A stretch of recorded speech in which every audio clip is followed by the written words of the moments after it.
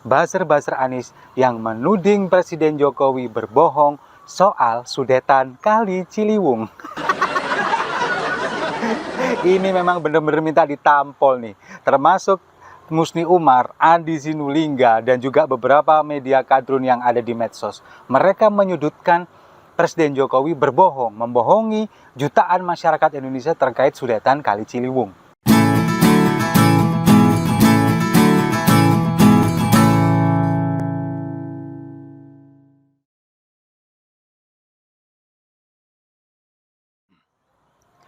Salam damai untuk Indonesia, berjumpa lagi bersama saya, Papa Dimas. Info kali ini datangnya dari buzzer-buzzer Anies yang menuding Presiden Jokowi berbohong soal sudetan Kali Ciliwung.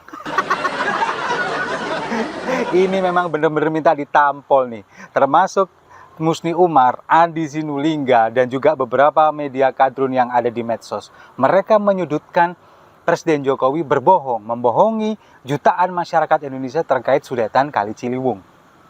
Nah, modalnya ini cuma satu. Apa yang membuat mereka menuding Presiden Jokowi berbohong? Yakni kejadian tahun 2019 pada saat Anies mencabut banding gugatan PT UN dari warga Bidara Cina kepada Pemprov DKI terkait pembebasan lahan.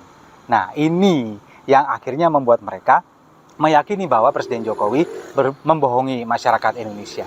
Yakin, nggak hoax? Ayo kita adu data sekarang juga. Jadi begini, awalnya ceritanya ini kan di tahun 2013 pada waktu Presiden Jokowi menjabat sebagai Gubernur DKI. Pada waktu itu sudah punya set plan-nya, cetak birunya semua sudah ada untuk mengurangi banjir di DKI Jakarta.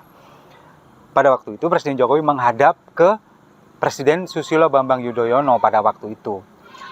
Berkonsultasi masalah penanganan banjir, mereka yang membebaskan lahan, kemudian pemerintah pusat melalui PUPR ini sebagai pengerja proyeknya. Nah, ini memang pada waktu itu dikatakan sebagai proyek keroyokan dari Pemprov DKI dan juga pemerintah pusat melalui PUPR. Nah, pada tahun 2015 kemudian pada saat Presiden Jokowi sudah menjadi presiden, pada saat Basuki Cahayapurnama alias Ahok ini menjabat sebagai gubernur menggantikan Presiden Jokowi, ini ada kendala di wilayah Bidara Cina. Pada saat warga ini lahannya akan dibebaskan untuk proyek sudetan Kali Ciliwung ini, ternyata di sana ada miskomunikasi yang pada awalnya lahan yang akan dibebaskan ini pada awalnya perjanjiannya ini 6.000 meter persegi. Tapi pada kenyataannya kok ternyata yang akan dibebaskan lebih luas dari itu, 10.000 meter persegi. Ini yang kemudian membuat masyarakat menuntut ke PT UN untuk digugat, ini dibatalkan pembebasan lahannya dan kemudian dimenangkan oleh PT UN. Nah, di tahun 2016 pada saat dimenangkan ini, Ahok pun banding kepada PT UN ini untuk demi mengurangi banjir yang ada di Jakarta. Tapi sampai proses banding ini masih berjalan, di 2017 akhirnya Ahok dikalahkan oleh Anies di Pilkada 2017 dengan cara yang sangat menjijikkan. Dan akhirnya mangkrak sampai tahun 2022 ini, sampai Anies selesai menjabat. Nah, inilah yang kemudian dibilang mangkrak oleh Presiden Jokowi selama 6 tahun, mulai dari tahun 2016 sampai tahun 2022. Nah, inilah yang kemudian oleh buzzer-buzzer Anies di media sosial digoreng, dibilang Presiden Jokowi ini membohongi masyarakat Indonesia. Masyarakat yang mana? Masyarakat Petamburan paling ya. Jadi ini harus diluruskan, memang harus diluruskan. Nah, kemudian pada saat tahun 2019, Anies ini mencabut banding di PT UN yang memenangkan warga dengan dalih kalau ini dicabut gugatannya, banding gugatan ini dicabut, sudah masalah selesai, PUPR tinggal kerja. Itu dalihnya Anies. Ya kan Anies emang gitu, pinter-pinteran dia mengolah alih kemudian memutarbalikkan fakta kan. Padahal sebetulnya kan nggak gitu, ya kan? Jadi dengan dalih itu, kemudian Anies mengatakan ini sudah selesai, tinggal PUPR yang mengerjakan. Nah, kalau menurut saya, karena kenapa kok nggak dikerjakan pada waktu itu, ya karena memang masalah pembebasan lahan ini belum selesai. Dan Anies ingin menunjukkan bahwa setelah dia mencabut banding gugatan itu, kemudian yang mengelabui masyarakatnya bahwa ini sudah selesai, masalah di PT UN sudah selesai, tinggal PUPR kalau mau mengerjakan. Kalau sampai detik ini, sampai masa jabatan dia belum selesai, berarti PUPR-nya bukan dia. Itu maksudnya dari Anies Baswedan pada waktu itu. Ketahuan kan, ular emang dia. Nah, kalau misalkan kemudian oleh pendukung-pendukung Anies ini beberapa waktu yang lalu diposting padahal PUPR sudah mengerjakan pada tahun 2021, ini kan berarti tandanya sebetulnya pembebasan lahan ini sudah selesai, kata mereka. Padahal sebetulnya faktanya di tahun 2021 ini yang dikerjakan bukan di wilayah Bidara Cina. Karena wilayah Bidara Cina ini belum selesai. Masalah pembebasan lahan belum selesai.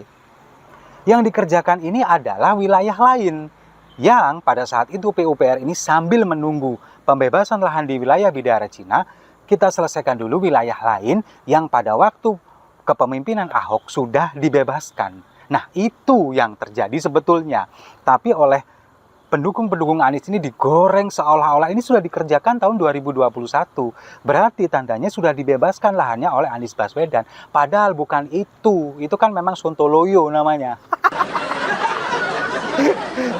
Nah, kemudian di tahun 2022 ini, setelah Anies lengser, kemudian digantikan oleh Heru Budi, selesai, masalahnya sudah selesai. Dengan pendekatan yang entah seperti apa yang dilakukan oleh Heru Budi ini, dalam waktu kurang dari 2 bulan, masalah selesai.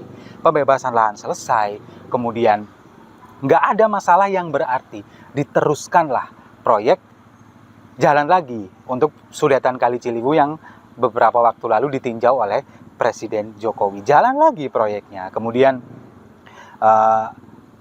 sudah mulai kelihatan progresnya. Dan itu seperti yang dikatakan Presiden Jokowi pada waktu dia mau maju menjadi calon presiden, bahwa penyelesaian banjir, masalah banjir di Jakarta ini akan jauh lebih mudah kalau Presiden Jokowi menjadi presiden.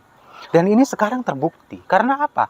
Karena memang dia punya kuasa lebih dari waktu menjabat sebagai gubernur. Dari masalah APBN dia punya wewenang untuk itu, meskipun harus persetujuan DPR, tapi kan dia punya wewenang untuk itu. Makanya sekarang dengan side plan yang dia sudah punya pada waktu menjabat sebagai gubernur DKI pada waktu itu, kemudian sekarang menjadi presiden, nah inilah yang dia bilang lebih mudah. Makanya saya sangat setuju dengan statement oleh Fahri Hamzah beberapa hari yang lalu bahwa kepala daerah atau gubernur yang ada di ibu kota ini harus orangnya presiden. Karena apa? Ada sinergitas antara pemerintah pusat dengan ibu kota supaya terjadi kesinambungan seperti yang sekarang ini terjadi.